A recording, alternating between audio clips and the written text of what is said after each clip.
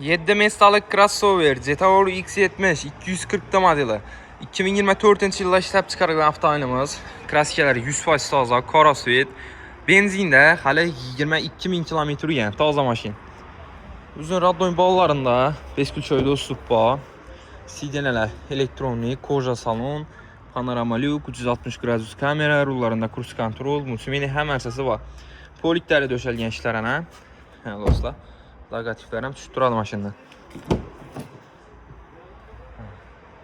Salonlari,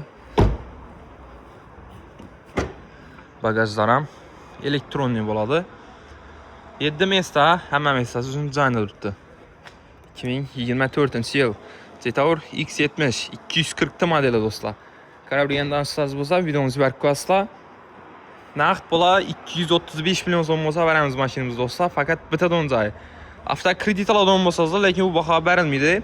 Barter ishimiz, barter mashinalaringiz bo'lsa, kizlar hepsini pulni yetsak, barter ham qilamiz do'stlar.